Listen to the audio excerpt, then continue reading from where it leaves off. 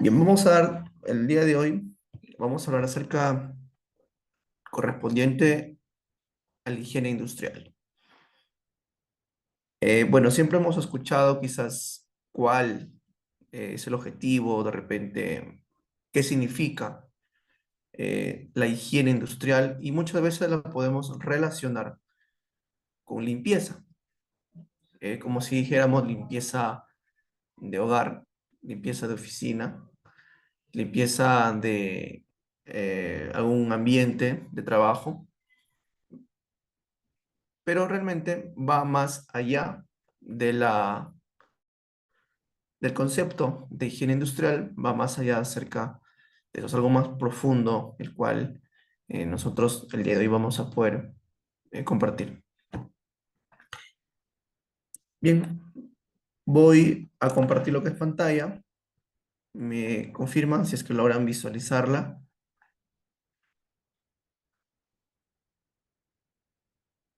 Se les recomienda a todos colocar, cambiar sus nombres y apellidos, ¿sí?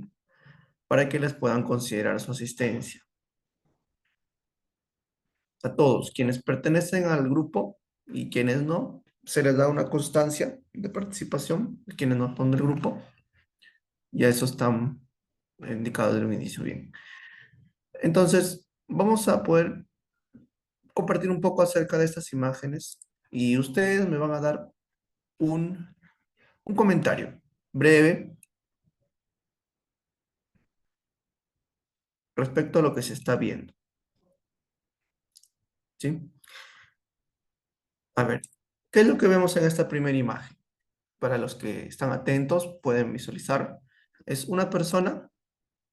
Muy buenas noches, Jesús Carranza. Buenas noches. Vemos una persona que está,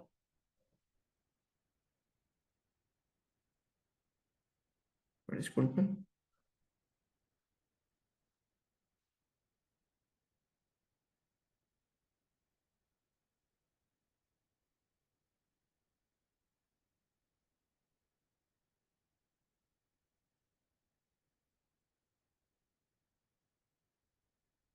que los leo.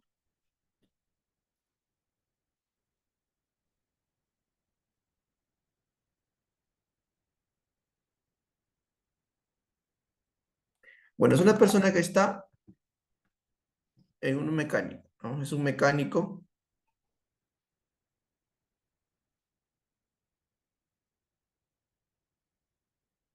Esperen un momento, por favor, me están.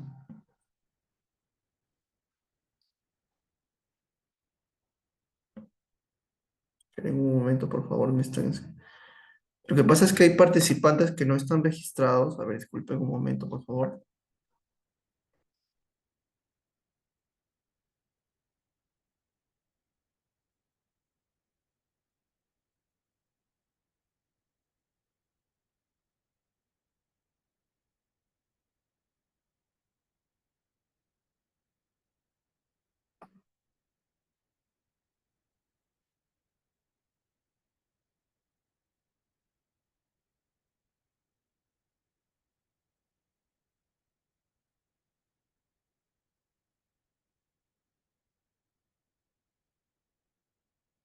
Bien, ya, disculpen, bien.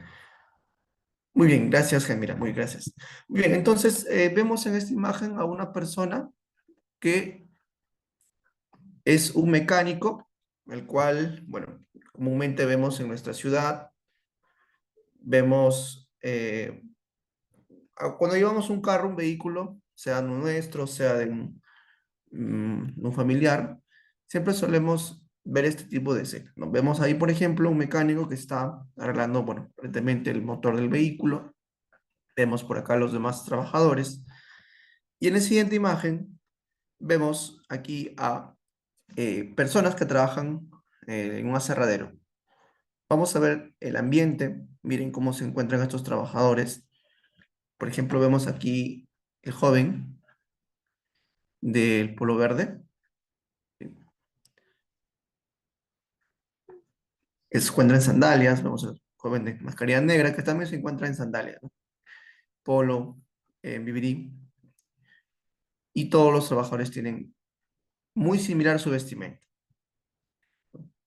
Bien, vamos a captar la imagen, vamos a tratar de verla para poder nosotros ya entender y entrar de lleno a lo que es el tema del día de hoy. Vemos acá otro trabajador que se encuentra, bueno, el minero, ¿no? Lo más probable, como se conoce hoy en día, es la minería informal o minería artesanal, pero mayormente son mineros informales que se conocen.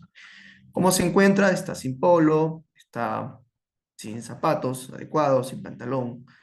Miren el ambiente cómo se encuentra, sucio, no desordenado, y está cargando de una manera inadecuada lo que es el peso, ¿no? Está jalando de una manera que no es la adecuada. Así también vemos por acá una persona que está en zapatillas, en short, y con un casco, bueno, que es lo único rescatable de lo que se puede ver en imagen. Pasamos.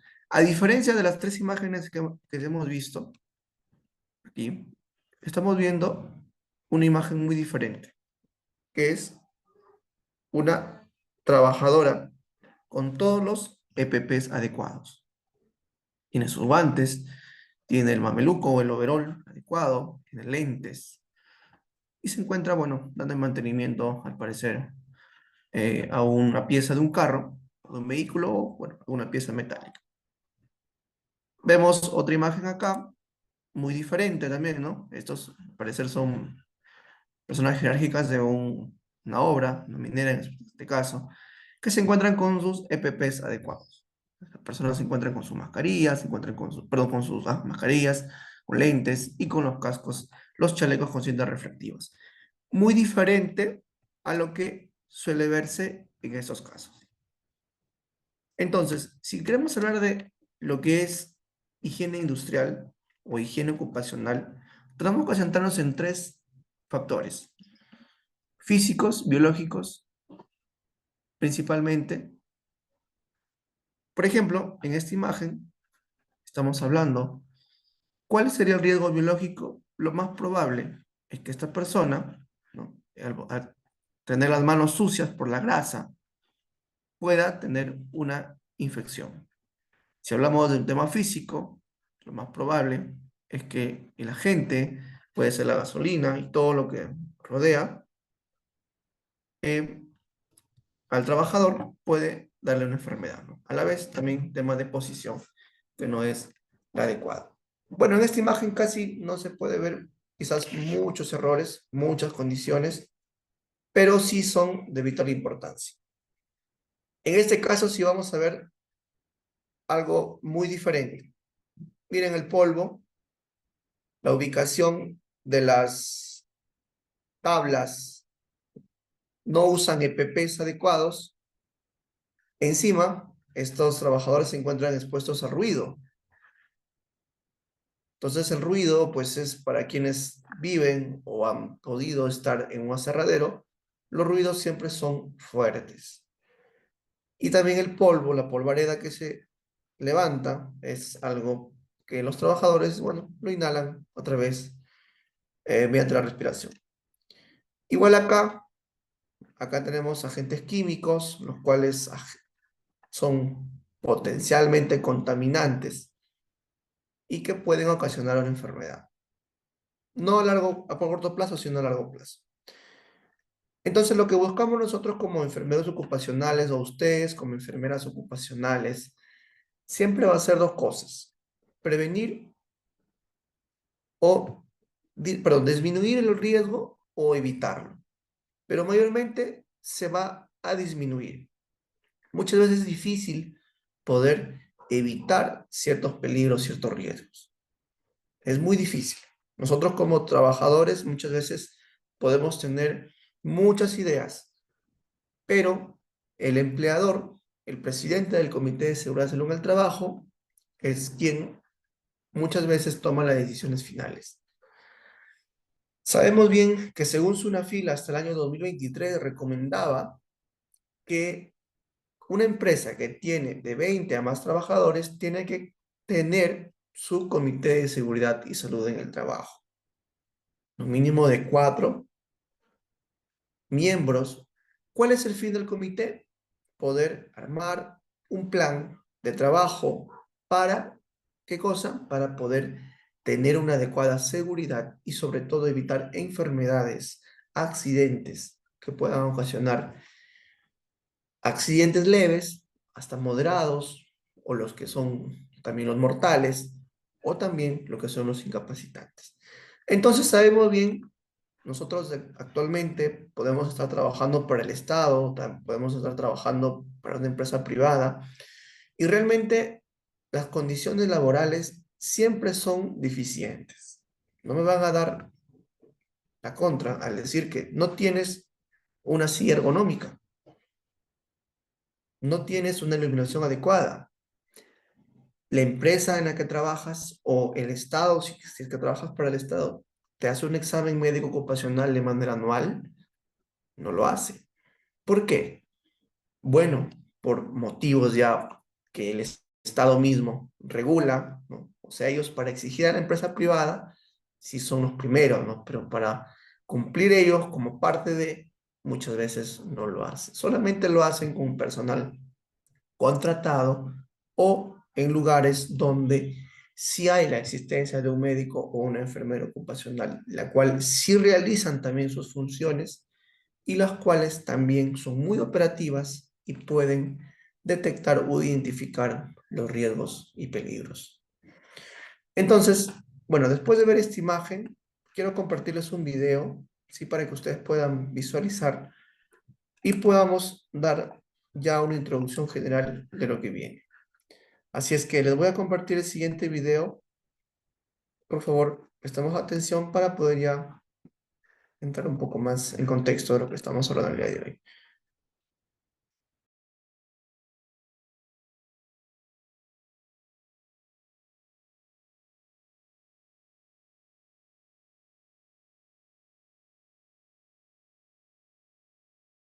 Cuando el trabajador está expuesto a los diversos contaminantes ambientales, se producen los riesgos higiénicos.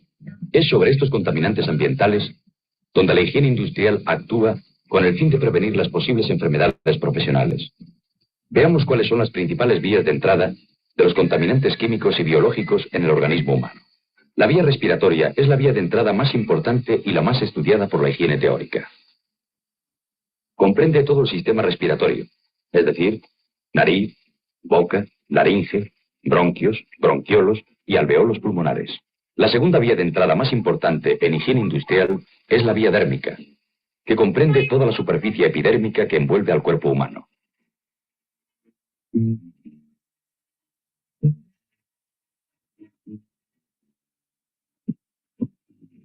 Los contaminantes pueden penetrar en el organismo a través de esta vía, bien directamente o vehiculizados por otras sustancias, así como por las discontinuidades o heridas en la piel producidas por corte o punción.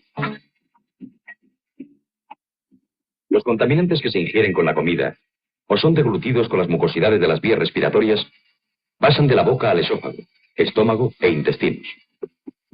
Cuando no es posible eliminar la presencia de contaminantes en el ambiente de trabajo, es preciso evitar su llegada a las vías de entrada del organismo humano, aislando el foco contaminante o disponiendo sistemas de protección colectivo, ventilación y extracciones generales o localizadas.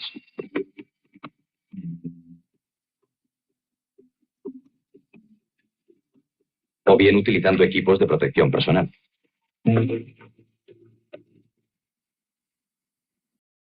El ruido excesivo causa en el ser humano un trauma auditivo que produce una sordera progresiva que puede llegar a ser total.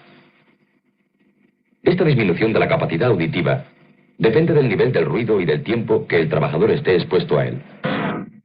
Se aconseja, en los casos que revistan gravedad, establecer una rotación del personal con el fin de acortar el tiempo de exposición al ruido. Es de gran importancia evitar, en lo posible, los ruidos innecesarios, así como modificar, siempre que se pueda, las máquinas o útiles a fin de disminuir el ruido en su funcionamiento. Hasta el momento, se sabe que un nivel de ruido inferior a 90 decibelios, en un tiempo de exposición no superior a 8 horas diarias, no produce efectos nocivos. En los casos en que el nivel de ruido es superior, suponiendo un grave riesgo, la utilización de tapones y auriculares antiacústicos se hará necesaria. Los tapones antiacústicos están construidos con materiales blandos, de manera que se adapten a las paredes del conducto del oído externo disminuyendo considerablemente el nivel de ruido que penetra. Por medio de los auriculares antiacústicos, podremos lograr una disminución mucho mayor aún. El exceso de calor constituye uno de los más graves riesgos higiénicos en el trabajo. A las situaciones anómalas de intercambio de calor entre el cuerpo y el medio ambiente se les denomina con el nombre de estrés térmico. El estrés térmico produce deshidrataciones, así como trastornos cardíacos y circulatorios que pueden producir la pérdida de conocimiento, llegando incluso a ocasionar la muerte por golpe de calor. Esto se produce cuando la humedad, la temperatura y la energía radiantes del medio ambiente dificultan o impiden la eliminación del calor generado en nuestro cuerpo por el esfuerzo muscular. La deshidratación se evita bebiendo suficiente agua que contenga un poco de sal. Gracias al apantallamiento, se puede evitar el calor por radiación. Asimismo, se puede controlar la humedad y temperatura ambiental mediante ventilación y acondicionamiento de aire. Los trajes de amianto aluminizados y las pantallas antirradiación constituyen los equipos de protección personal para evitar el estrés térmico. Algunos trajes de amianto aluminizado llevan incorporados acondicionamiento de aire, logrando así una temperatura adecuada más agradable para el individuo.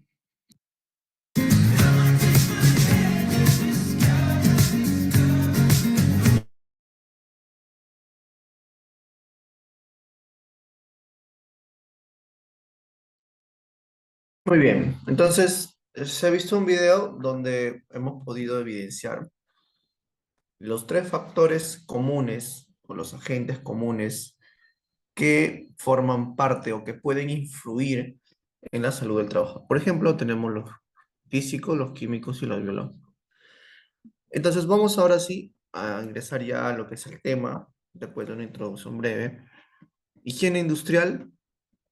eh, Quien les habla, soy licenciado en enfermería, el Giovanni Navis Aguilar. Tengo una especialidad en salud ocupacional en la Universidad Privada Antenor Orrego, en la ciudad de Trujillo.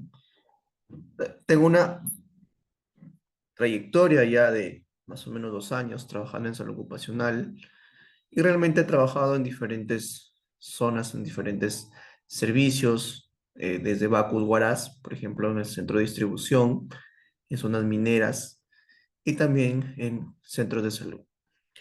Entonces, breve la experiencia que tengo para poder compartirles lo necesario para este tema de hoy. Entonces, ante todo, vamos a resolver un caso. Siempre soy de las personas que enseña mediante casos clínicos y de esa forma poder entender mejor el tema. Vamos a leerlo y ustedes me van a indicar qué es lo que pasó con esta trabajadora. ¿De acuerdo? Entonces, voy a leer y por favor prestemos atención y participemos, porque bueno, me indicaron que tengo que registrar la participación y con ello colocarles una nota. Si no, les van a tener que tomar examen de este tema. Ya. Una trabajadora de servicios generales de una empresa de 37 años desarrolló falta de aire por esfuerzo, 2 años después de comenzar a trabajar en el edificio. Una radiografía de tórax mostró anormalidades relacionadas con la neumonitis por hipersensibilidad. Para quienes no saben, o bueno, quienes saben, una neumonitis por hipersensibilidad es cuando una persona está expuesta por un periodo de tiempo, puede ser regular o extenso, a la inhalación de polvos, los cuales pueden contener hongos, moho u otras sustancias que puedan generar un daño en la vía respiratoria, principalmente los pulmones. Entonces, esta trabajadora nos indica que estuvo trabajando 2 años y empezó a tener falta de aire. Ella trabajaba en un edificio. Le diagnosticaron a través de una radiografía de tórax que tenía, pues, estaban sus síntomas relacionados a una neumonitis por hipersensibilidad. Fue tratada por neumonía con 2 líneas de antibióticos sin obtener mejorías. Usualmente, los médicos generales suelen realizar este tipo de intervenciones. Por ejemplo, paciente que llega con dificultad respiratoria, paciente que llega con algún problema respiratorio, puede ser relacionado con fiebre o algún otro síntoma, signo, otro cuadro. siempre suelen darles antibióticos, ¿no? Porque deducen de que puede tener alguna infección. Pero cuando lo llevan al neumólogo, el neumólogo, por ser el especialista en el tema, siempre tiene otra perspectiva. En este caso fue el caso de esta trabajadora que le dan dosis de antibióticos y no hay mejorías. Luego de ser remitida a un médico neumólogo, las pruebas de espirometría, que ustedes de repente han visto, conocen, bueno, más adelante en este diplomado van a conocer qué es lo que hace la espirometría. La espirometría regula, perdón, mide, controla lo que es la capacidad de una persona para poder inhalar y exhalar aire, ¿no? Entonces, el neumólogo indica lo que es una espirometría y mostraron un patrón restrictivo. ¿Qué quiere decir un patrón restrictivo? Es cuando los pulmones no pueden expandirse de una manera total. Ya ustedes más adelante van a llevar lo que es el tema de espirometría o pueden ir viendo videos y vamos a ver cómo se realiza dicho procedimiento y van a ver que, o de repente alguno de ustedes lo ha realizado ya como enfermero ocupacional o le han aplicado a ustedes como trabajadores y realmente es un procedimiento donde se necesita tener que tomar bastante aire y exhalar lo más fuerte o rápido posible, ¿sí? Entonces, tenemos acá dos problemas. Le hace una espirometría y muestra pues una, un patrón restrictivo. Los síntomas mejoraron mediante el tratamiento con tabletas de prednisona, que es un corticosteroide. Luego de terminar la prednisona, la trabajadora experimentó un regreso de los síntomas y una pérdida de peso de alrededor de 10 kilogramos. Imagínense, esta persona acabó su tratamiento con prednisona y regresaron los síntomas y encima, para completar el problema, perdió 10 kilos. Los síntomas de la trabajadora mejoraron durante un periodo de un mes mientras estuvo alejada del trabajo. Luego de regresar al trabajo experimentó falta de aire, síntomas parecidos a los de un resfriado y fatiga. Estos síntomas mejoraban durante los fines de semana, pero empeoraron progresivamente en curso de 2 semanas. Las pruebas de función pulmonar empeoraron. La trabajadora fue remitida a una clínica de medicina ocupacional y diagnosticaron hipertensión arterial. Sus síntomas mejoraron nuevamente con el tratamiento de prednisona y no trabaja más en el edificio. Esto podemos relacionarlo. Bueno, voy a poner mi cámara para que me puedan conocer. Poner una idea me conocen. A ver, no sé si se logra verla.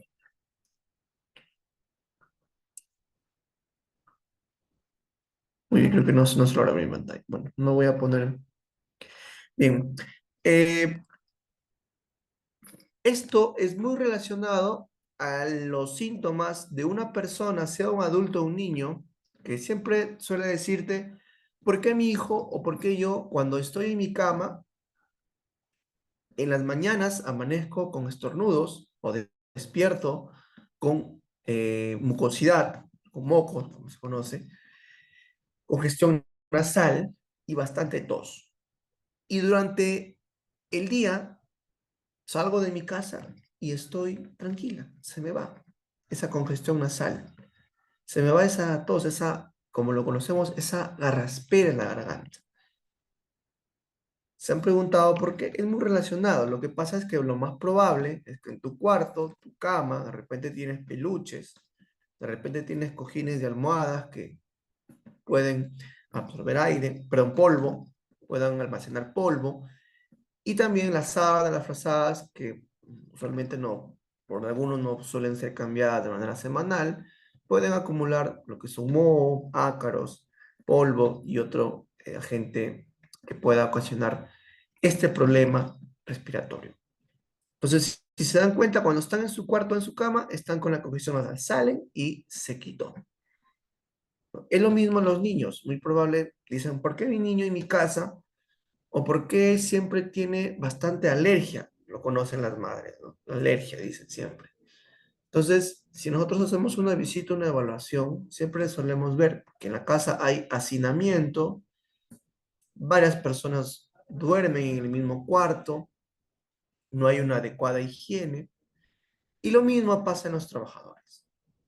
En este caso, si un trabajador, como es el caso de esta trabajadora, dice que se mejoró cuando le dieron prednisona, se mejoró cuando estuvo fuera del trabajo. O sea, los fines de semana ella está tranquila en su casa, pero regresa al trabajo y los síntomas nuevamente están de vuelta.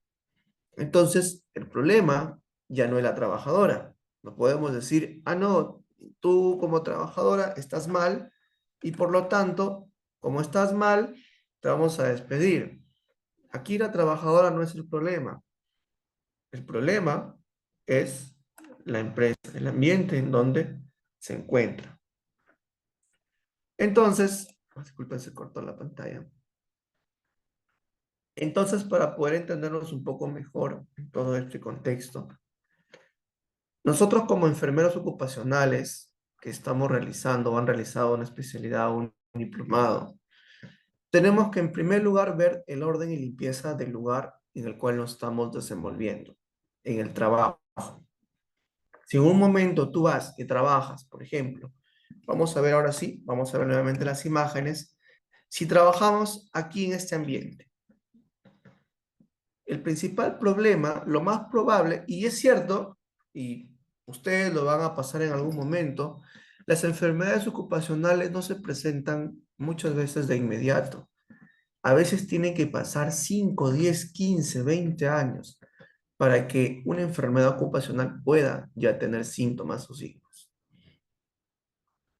No es que, este trabajador, y es lo más probable, ustedes cuando vayan a trabajar a una minera o vayan a trabajar a lo que es a una construcción civil, en este caso una construcción de una casa, un edificio, etcétera, siempre los trabajadores te dicen, siempre he trabajado en esto y no me pasa nada, estoy tranquilo, nunca me pasó nada.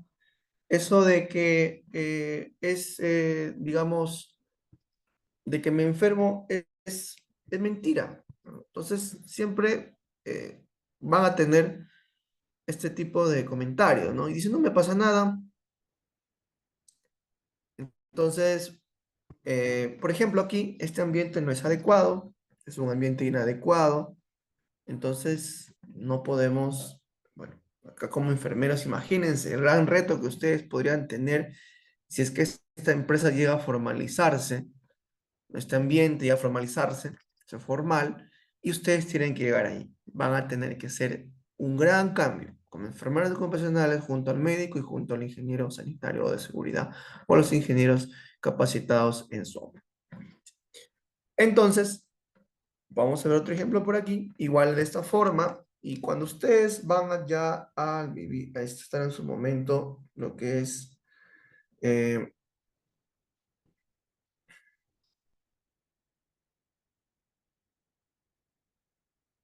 trabajando, van a ver siempre, por ejemplo, para los que conocen la Sierra Liberteña, no sé si alguien de ustedes conoce Huamachuco, eh, yendo a Huamachuco, acá en la zona de la Libertad, siempre van a encontrar en el camino los famosos mineros informales y van a evidenciar esto.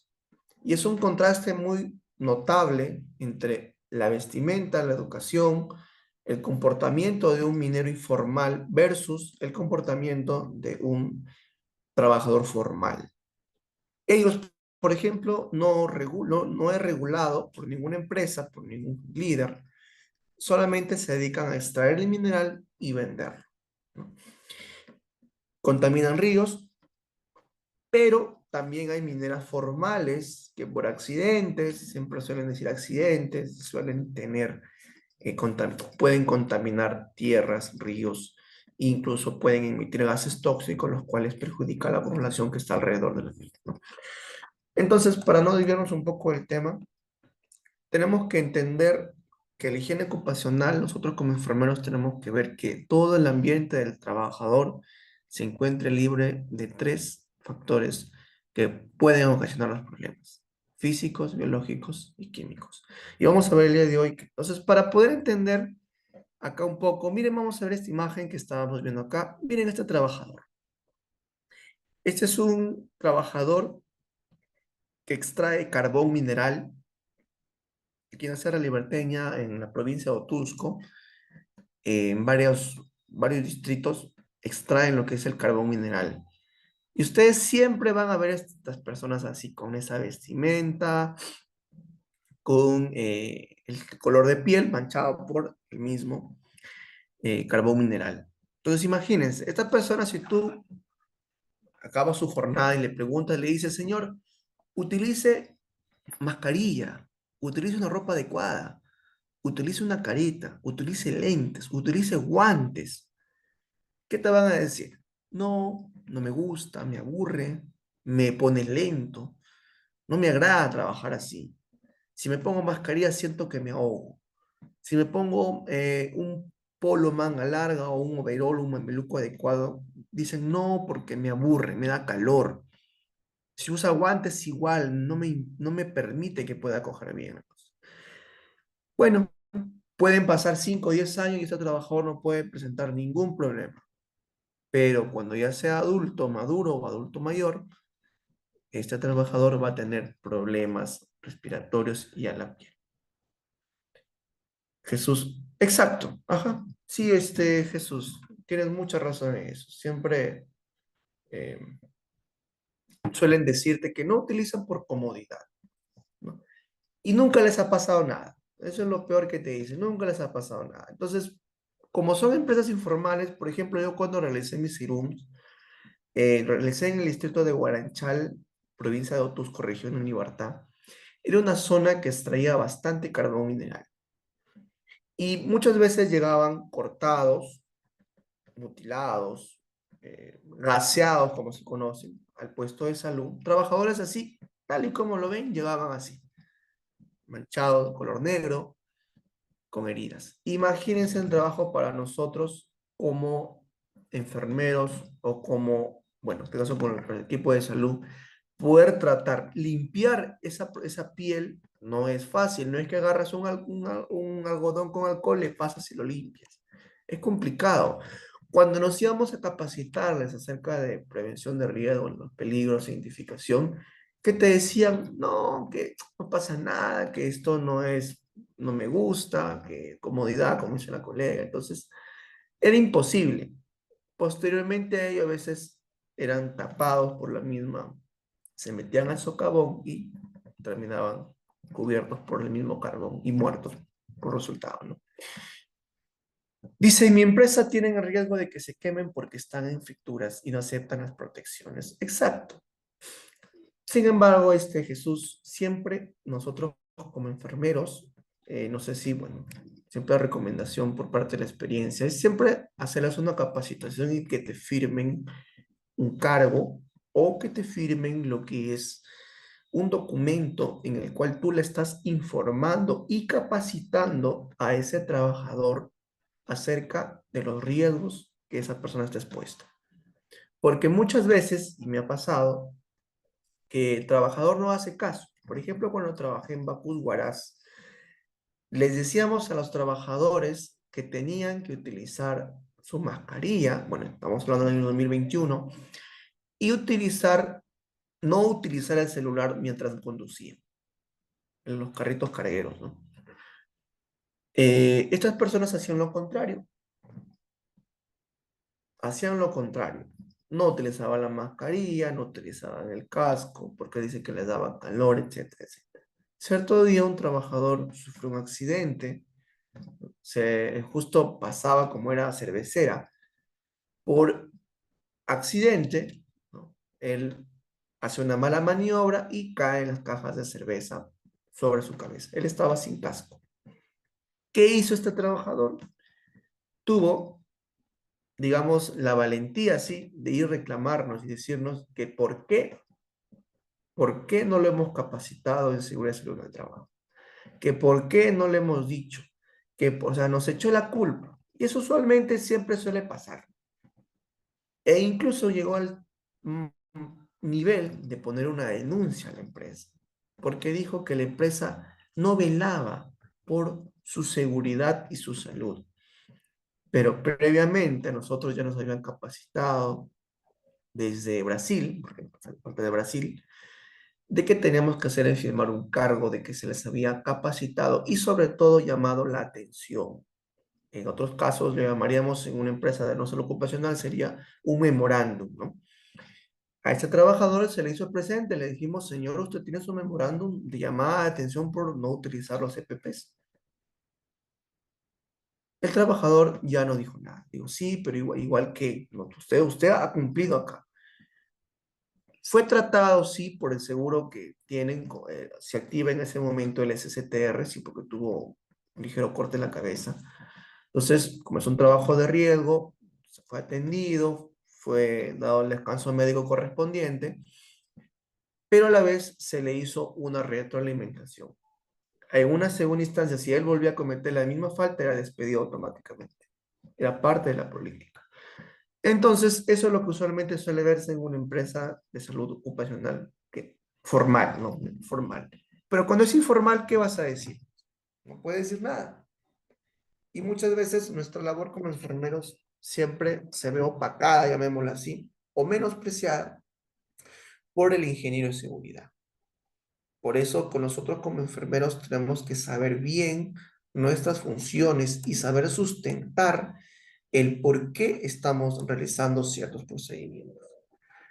Podemos ser especialistas o no podemos serlo, pero la experiencia muchas veces hace que puedas actuar de una manera adecuada. Muy bien, Jesús, gracias por tu participación. Entonces, ¿qué es lo que dice acá? Un medio ambiente y un medio laboral deteriorado producen enfermedades. Y siempre a los trabajadores hay que decirles, señor, a usted no le va a dar la enfermedad en un año, 2 años o en 5 años. La enfermedad puede evidenciarse de acá a unos 15, 20 años. Entonces tú vas a encontrarte con esos ambientes, digamos, esas situaciones que muchas veces pueden generarte indignación. Pero bueno, ya depende de cada trabajador, ¿no? Por eso, como les comentaba, siempre a los trabajadores, cuando uno le va a dar una capacitación, si bien es cierto, la empresa te dice, capacita a los trabajadores en tal tema, ok, tómense el tiempo, colegas, de hacer un pequeño documento sencillo como un cargo de que se les está capacitando.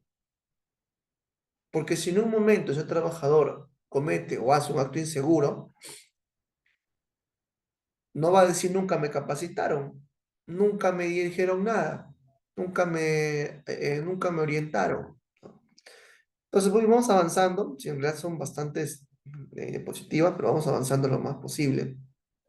Que la ingeniería industrial es la disciplina que se dedica a la previsión y reconocimiento de la evaluación y el control de riesgos que se dan en un lugar de trabajo y que puedan afectar desfavorablemente la salud, el bienestar y la eficiencia de los trabajadores. Por eso en el video estábamos viendo un poco acerca de lo que es el principal problema, la principal vía o el principal sentido que se ve afectado, perdón, el principal sistema es el sistema respiratorio. ¿Sí? Y es el que más lo descuidamos. Usamos guantes, usamos overol, usamos casco, usamos lentes, pero no usamos mascarilla para ciertos trabajos. ¿Por qué? Porque siempre dicen me ahogo. Incluso hemos vivido ya una pandemia hace unos meses atrás, que recién a terminar el estado de emergencia en nuestro país, hemos vivido esta situación donde teníamos que usar mascarilla. Para algunos era irritable, para otros se acostumbraron y otros era pues algo que les perjudicaba. Muy bien, entonces vamos a pasar a los agentes físicos. ¿Sí? Las diapositivas igual van a ser compartidas a través de la plataforma. Los agentes físicos, vamos a ver qué son. Es todo estado energético agresivo que tiene lugar en el medio ambiente. ¿Sí? Para nosotros poder estar expuestos a esto, siempre hay una vía de entrada específica o genérica, ya que sus efectos son debidos a cambios energéticos que pueden actuar sobre órganos concretos. Vamos a ver un ejemplo acá. Por ejemplo, acá, ¿qué agente físico será? Es el agente del ruido. Si ustedes han trabajado, van a tener la oportunidad de trabajar en audiometría, o sacando exámenes médico-ocupacionales en el área de audiometría, van a ver jóvenes a partir de los 18 años hacia adelante, jóvenes, hablamos jóvenes pues, menores de 30 años, que tienen hipoacusia. Cuando tú evidencias con el otoscopio, muchas veces tienen bastante acumulación de cera en los oídos. Y tú les preguntas, ¿qué utiliza o qué herramienta utiliza para poder limpiar sus oídos? La mayoría, el 90% te va a decir, utilizo hisopos. Si no hay, a través del otoscopio, no se evidencia cera en ambos oídos, cerumen, ¿qué es lo que van a decir? Utilizan audífonos. Y hoy en día, ustedes pueden ver a trabajadores o a personas que utilizan audífonos y es un hábito utilizar audífonos. ¿Cuáles son los adecuados? Son como los que vemos en la imagen. Este tipo de audífonos que ustedes ven, bueno, pues, leído, digamos, del modelo, son los adecuados y los que generan menos daño auditivo. A diferencia de los audífonos como los que vemos aquí en la parte de baja, color naranja, los que usualmente tenemos, esos audífonos son los más dañinos. ¿Por qué? Porque entra directamente en el oído medio. Y nosotros sabemos que para poder escuchar de una manera regular, siempre se hace desde lo externo hacia lo interno. Es decir, nuestro pabellón auricular es quien recepciona el mensaje, capta la señal, el sonido, y lo va a través de ondas, va ingresando a nuestro oído interno. Pero de esta forma acá, con este tipo de audífonos, que vemos color naranja, ¿qué es lo que estamos haciendo? Ya no estamos salteando un paso, que es pasando de lo externo directamente a lo medio. En cambio, con este tipo de audífonos es lo contrario, porque ya el sonido se expande alrededor y suelen pues captar ya lo que es un poco menos de daño. Entonces, siempre se recomiendan este tipo de audio, pero bueno, la mayoría pues quiere usar esto, ¿no? Acá no lo utilizan, ¿no? Entonces, ¿y si lo vamos a utilizar? Hoy en día los Android y la marca Apple siempre tienen hoy en día en los dispositivos de celulares un aviso de más o menos 30, 20 minutos. Automáticamente te dicen, estás utilizando mucho tiempo el, los audífonos. ¿Estás seguro que deseas continuar? Te recomendamos que haya una pausa. Es lo que te indica, ¿no? Pero a veces nos enviciamos y le damos con todo, ¿no? Con los audífonos, ¿no? Usualmente yo no utilizo este, lo que es audífono, ¿no? Es una forma de energía en el aire, vibraciones invisibles que entran al oído y crean una sensación. Todo va a depender de la intensidad, la presión, la frecuencia y duración. Ruido ocupacional son diferentes, el sonido y el ruido son cosas muy diferentes. El sonido es la propagación de una onda que produce una variación pequeña y rápida de presión atmosférica. Y el ruido es un sonido complejo, una mezcla de diferentes frecuencias con características diferentes. Por ejemplo, tenemos en los tipos de ruido, ¿no? Puede ser un ruido continuo, un ruido intermitente, un ruido de impacto. Por ejemplo, un ruido continuo, si trabajamos en un aserradero, o en una zona de máquinas, puede ser en mecánica de producción, es un ruido continuo porque es un ruido donde va a ser por largos minutos, va a permanecer ese sonido. Por ejemplo, si nos vamos a un concierto, ¿no? Imaginemos un concierto de rock, de cumbia, qué sé yo, de cualquiera. ¿El ruido es intermitente o es continuo? Es continuo, ¿verdad? No es un ruido intermitente. ¿Qué es intermitente? ¿Qué quiere decir? Que, por ejemplo, por 2 minutos suena y al momento se silencia y en el momento vuelve. Eso podríamos ser para las personas que trabajan quizás haciendo pisos, paredes, siempre tienen un tiempo sonido y posteriormente suele silenciarse, ¿no? Y el ruido de impacto es un ruido donde mayormente se evidencia de un momento a otro. Es como que si estuvieras al lado de un parlante en una fiesta y de pronto suena de manera repentina, lo más fuerte posible. Entonces ello ocasiona un daño, ¿no? Es un ruido continuo, el ruido intermitente. Entonces, perdón, el ruido intermitente. Por eso es que cuando ustedes en una vez un concierto, ¿qué pasa? A veces ya te acostumbras al sonido, ¿no? Ya vamos así, nos acostumbramos y ya no nos parece alto. Sin embargo, ese es el ruido que más daña. Pero por, digamos, la emoción, la algarabía y todo lo que se ve en el concierto, a veces omites ese tipo de sonido, ¿no? Muy bien, entonces vamos avanzando. Es un sonido indeseable, el ruido se propaga en ondas, es una longitud del ruido de origen a tonos graves y agudos, y el ruido se mide con los famosos decibeles. El valor mínimo audible es de 0 decibeles y el máximo de 140 decibeles.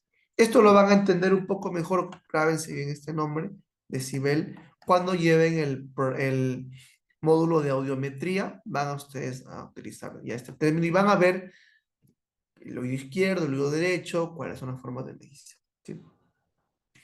Por ejemplo, el lo continuo, como estábamos diciendo, es un largo periodo de observación mayor a 15 minutos, es decir, ojo, un ruido continuo es mayor a 15 minutos.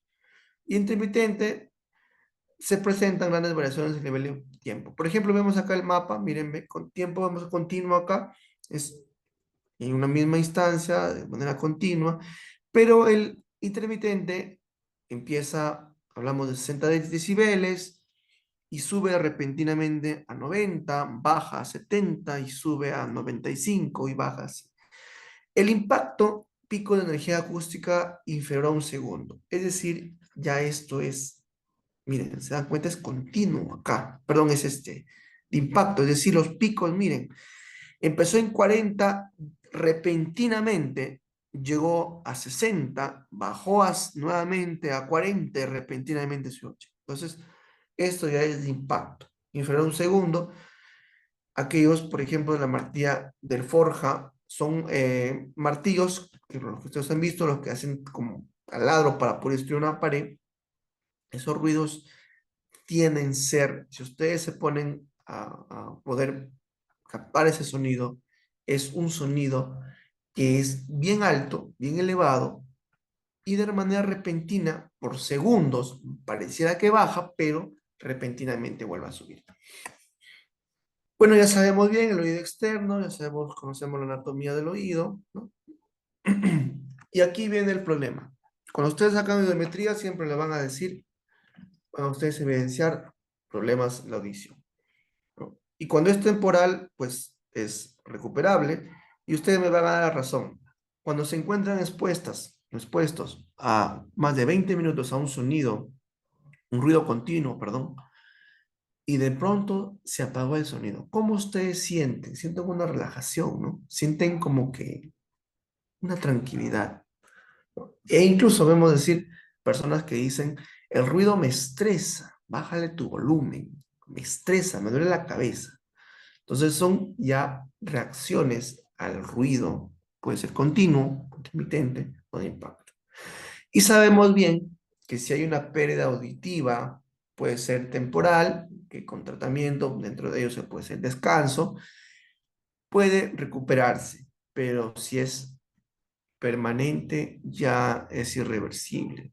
Solamente suelen utilizar micrófonos, perdón, audífonos auditivos o audífonos medicados, como los llaman. Muy bien, ahora sabemos la hipoacusia, la fatiga auditiva, retención de la cabeza, esta taquicardia son mis problemas digestivos. Muy bien, vemos acá, miren, vamos a poner ejemplos. El silencio es 0 decibeles, una pisada 10 decibeles, viento en árboles 20 decibeles, conversación en voz baja 30 decibeles, en una biblioteca, miren, un despacho tranquilo. El propuesto por la OMS al aire libre debe ser máximo de 55 decibeles, ¿no? Vamos a ver un martillo neumático, 130 decibeles. Un concierto de rock, miren, para las que se pueden ir de repente alguna vez a un concierto de rock, miren cuál es la cantidad de decibeles. Es 120 decibeles. Imagínense. ¿Y qué dice acá? Límite del umbral de dolor. Es decir, puede ya ocasionarte una pérdida temporal o irreversible de la audición. Muy bien, entonces lo que vemos acá, ¿no? Lo que hemos comentado hace un momento, ¿no? ¿Cómo lo vamos a monitorear como enfermeras ocupacionales? Que lo que tenemos que hacer es colocar los famosos dosímetros de ruido. Se ubican en ciertas zonas o se colocan en el trabajador, ¿no? Mayormente, para poder identificar cuántos decibeles rodean a este trabajador. Entonces, para poder ver si el ambiente en el que se encuentra trabajando, los decibeles están dentro de lo normal. Y el sonómetro es el que se suele colocar en un ambiente de trabajo muy diferente al dosímetro. El sonómetro ya colocamos y vamos a poder poner en ciertos lugares, por decir, el trabajo o el ambiente es mucho. Esto de acá tiene mucha relación con lo que es el uso del claxon. Hay campañas a veces donde te dicen no uses el claxon en la calle porque te puede generar problemas, ¿no? Y siempre dicen, nos dan consejos a nosotros como conductores, limitar el uso del claxon, porque eso genera una contaminación auditiva. Muy bien, entonces tenemos los tipos de protectores auditivos, tenemos los auditivos tipo concha y los auditivos de inserción. Los tipo concha son los que vemos en imagen acá, y los de inserción son estos. Hay algunos que utilizan ambos, bueno, igual.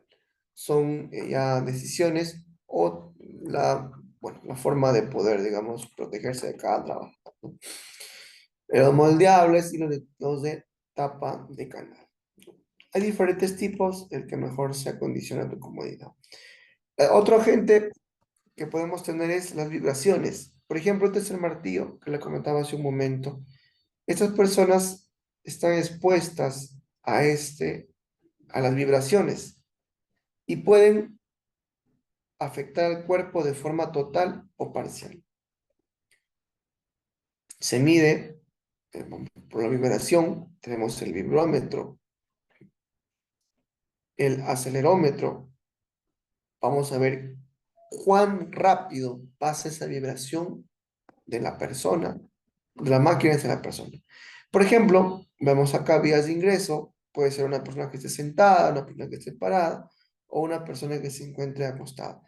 ¿Por qué? Si vamos a ver un conductor, pues este trabajador, este conductor, si maneja en zonas donde hay bastantes, o como lo conocemos, trochas o una pista que no está asfaltada, muchas veces el asiento del conductor no es el adecuado y tiende a estar en bastante movimiento, ¿no? Problemas. Vemos de esta forma, miren, esta persona que está utilizando lo que es una motosierra y vemos, miren cómo está manipulando, cómo es el vía de ingreso, biodinámico y va céntrico, ¿no? Miren dónde se alojan los puntos. Hacemos en las falanges, ¿no? Aquí. ¿Cuáles son los riesgos? Disconfort, alteración del equilibrio y alteración de la coordinación de la motricidad fina y la capacidad de rendimiento. Ustedes utilizan de repente en algún momento una máquina, un taladro, y van a ver que si ustedes lo utilizan por un cierto tiempo, pareciera que su mano queda temblando todavía, ¿no? ¿Cómo se va a tratar esto de acá? Bueno, los efectos ya lo sabemos, problemas en la columna, las discopatías, ¿no? Famoso síndrome de Raynaud. Y estos son los daños que pueden ocasionar. ¿Cuál es el síndrome de Raynaud? Se caracteriza por la vasoconstricción de las falanges distales. Miren cómo se ve aquí los signos. Blancas estas partes, una blanquecina, ¿no? Miren las manos, donde está la muñeca. Acompañada de adormecimiento, hormigueo y emblanquecimiento. Si la exposición continua, la piel comienza a atrofiarse, seguida de una ulceración y finalmente los dedos se tornan gangrenosos y como último caso tienen que amputarse. Entonces, algo trágico, ¿verdad? Este es el síndrome de los dedos blancos. ¿Por qué? Se da en personas que trabajan con ese tipo de máquinas, porque vibran. Por ejemplo, acá, como les decía, ¿no? El trabajador, ¿no? Tiene que tener un adecuado asiento, el conductor en especial. Miren acá, en esta máquina, están con el vibrómetro viendo cuánto es el valor normal, ¿no? Cuánto es lo que está expuesto el trabajador. Otra forma de poder disminuir este problema utilizando los adaptadores de la mano. Por eso ustedes van a ver en un momento los que trabajan de repente cortando fierros o en cerrajería, van a ver que sus taladros o sus cortadoras, sus moladoras no tienen este mango. ¿Y por qué? Nuevamente volvemos al tema de, entre comillas, decir, por seguro, por comodidad, ¿no? Por comodidad lo utilizo porque me parece difícil. Pero si hablamos de exposición a tener este problema, este síndrome de Reina, estamos hablando de un potencial peligro, ¿no? Pues para que tenga este síndrome esta persona. Pero, ¿por qué? Porque si está bien, no es una empresa formal, es un trabajador que de repente trabaja temporalmente, cosas que lo pueden encomendar a domicilio. Entonces, siempre es recomendable que tenga su adaptador para la mano, porque de la máquina hacia este adaptador no hay, no hay mucha vibración. A diferencia que coja directamente el cuerpo de la máquina, acá, componente del cuerpo donde se coge, y va a tener pues un problema más complejo, ¿no? Y aquí tenemos, por ejemplo, implementar las medidas de controles, ¿no? Como les decía, uno de los asientos, ¿no? ¿Qué más tenemos? Y utilizar también guantes, ¿no? Utilizar también lo que son las manijas. Y vamos a pasar a otro problema, que es la iluminación. También tenemos que adaptar la iluminación de acuerdo al trabajo donde se está desarrollando. Por ejemplo, tiene que ver también el tipo de luz que vas a colocar en una oficina. Sabemos bien que el color amarillo siempre suele generar más cansancio ocular.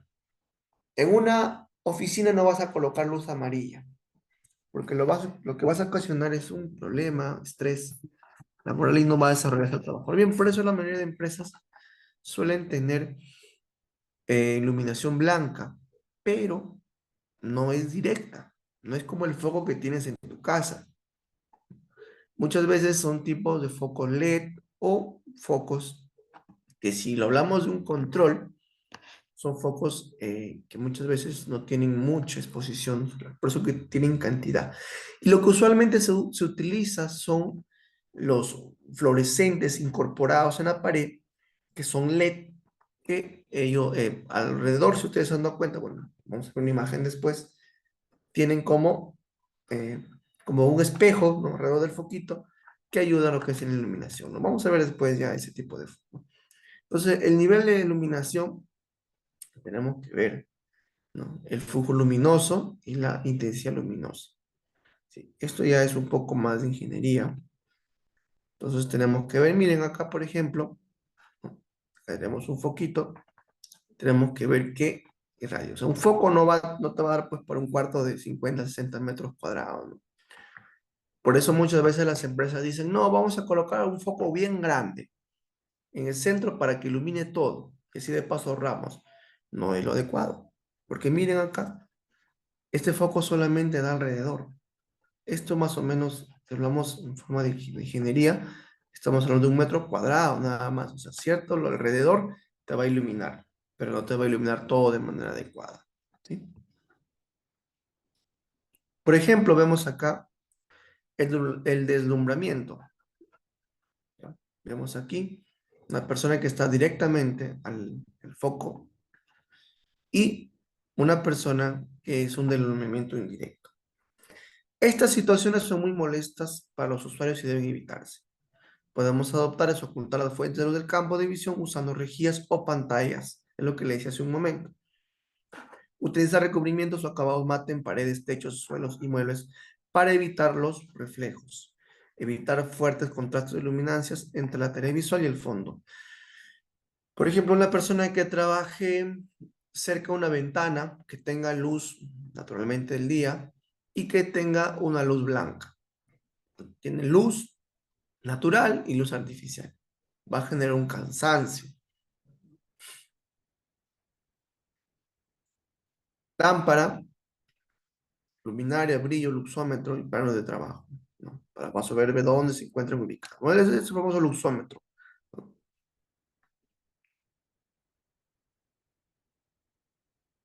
Muy bien, vamos a ver acá. Características de los puestos de trabajo, evaluar descripción de las tareas realizadas, haciendo énfasis en las exigencias visuales de cada caso. No va a utilizar una misma cantidad de luz una persona que se encuentra trabajando quizás en una oficina, haciendo documentos, que una persona que se encuentre de repente en una caseta de seguridad, en una garita, en una caseta. Es diferente la iluminación, no va a ser la misma. ¿Quién va a necesitar más luz? Es la persona que se encuentra haciendo documentos, ¿no? Entonces, a veces, ¿cuál es el problema? Que siempre suele encontrarse. Bueno, vas a hacer tus inspecciones rutinarias, diarias o semanales. Siempre el trabajador te va a decir, se ha quemado el foco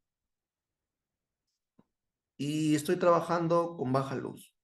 Si la empresa es preocupada, va a decir, bueno, cámbialo, si no te va a decir, esperemos, ¿no? Entonces, por eso nosotros como enfermeros ocupacionales, para que tienes, ya han trabajado o van a trabajar, siempre tenemos que hacer nuestras inspecciones rutinarias, ¿sí? De diarias, cada 3 días, semanal o dependiendo de ustedes, ¿no? Y el famoso estrés térmico. Calor puede ser por calor o puede ser por frío. Lo más común, ya sabemos que cuando es por calor, sabemos que es por la exposición a ciertas máquinas, ciertos componentes, ciertas actividades térmicas. Por ejemplo, un trabajador que trabaja en el campo en cosecha de arándanos, por ejemplo, puede tener estrés térmico. ¿Por qué? Por el mismo sol. Entonces, esta persona puede tener como le llamamos, insolación, ¿no? Y hay un problema en esta persona. ¿Y cuál es lo más común y lo que ustedes probablemente ven si trabajan o van a trabajar en mineras? Los trabajadores que llegan por primera vez a trabajar en una zona de altitud. Imaginemos 3.500 metros sobre el nivel del mar. Muchas veces los trabajadores que recién llegan no se aclimatan, ¿qué te dicen? Me da mareos, me da náuseas, me duele la cabeza. Es una aclimatación, es un proceso y ese trabajador está en riesgo. ¿Cómo, por qué? ¿Cuáles son los factores? Temperatura del aire. Sabemos bien que a más altura hay menos oxígeno, hay menos humedad, en otros casos hay más humedad. La velocidad del aire y la temperatura radiante media. ¿Cuáles son los? Puede ser sexo, la condición corporal, la edad, la etnia, el vestido, la aclimatación al calor o al frío, ¿sí? El calor, temperatura corporal sube, ¿o qué ocurre? Deshidratación, déficit salino y golpe de calor. Por eso, todo trabajador, si ustedes tienen trabajadores que están en el campo, siempre tienen que colocarles un punto de hidratación. Siempre, siempre. El trabajador te puede decir, pero yo no tengo sed. Toma agua. Así no tengas sed, toma agua. Porque en un momento puedes tener un golpe de calor o puedes tener una deshidratación, porque estás sudando. Y muchas veces el trabajador, y ese es el problema de la mayoría de trabajadores que trabajan en el campo, dicen, no tomo agua porque no me da sed. O toman agua recién cuando ya están teniendo sed. Es decir, cuando el cuerpo ya sienten que están deshidratados, recién están tomando agua, algo que no debería de hacerse, ¿sí? Y temperatura con el frío, estamos hablando de los temblores, la pérdida de la conciencia y la muerte por frío. Hay trabajadores que han llegado a tener problemas cardíacos. Sabemos bien que a más altura hay menos oxígeno y a la vez al haber menos oxígeno hay una taquicardia, porque el corazón, ¿cuál es la función? De que transportar lo más rápido posible, ¿no? El oxígeno deficiente en sangre a todo nuestro cuerpo, ¿no? Entonces ocurre la taquicardia. Bien, tenemos el estrés térmico por calor, tenemos los problemas psicológicos, fisiológicos y fisiopatológicos, ¿no? Por ejemplo, estamos hablando que nuestra temperatura corporal normal está entre 36 y 38 grados. A pesar, si sube esa temperatura, estamos hablando de lo más probable de sufrir un golpe de calor. ¿A cuánta temperatura? Igual o mayor a 44 grados Celsius. Estamos hablando de un golpe de calor. Por el calor, mareo, palidez, dificultades respiratorias y palpitaciones y sed extrema. La sed, obviamente, que ya tenemos que tratarla en un hospital y podemos colocarles un cloruro de sodio, ¿no? Es que no tiene un problema cardíaco. Muy bien, las medidas preventivas las tenemos acá: disminución de la temperatura del foco emisor, eliminación de las fugas de calor, y siempre nosotros como enfermeros ocupacionales tenemos que tener la ventilación adecuada. En algunas empresas tienen las pantallas reflexivas o absorbentes de calor, o se conocen también en algunos casos como los aires acondicionados, ¿sí? Limitación del tiempo de exposición al número de trabajadores expuestos. Siempre tenemos que el trabajador indicarle cuántos grados Celsius vas a estar expuesto. Por ejemplo, 100 grados. Muy bien. ¿Cuáles son tus funciones? Son tales. Más o menos un aproximado de 20 a 30 minutos. Siempre tienen que estar expuestos de manera prolongada. Pero para ello tiene que pasar siempre una revisión o una autorización. Es muy similar al trabajador que va a hacer un trabajo en altura, ¿sí?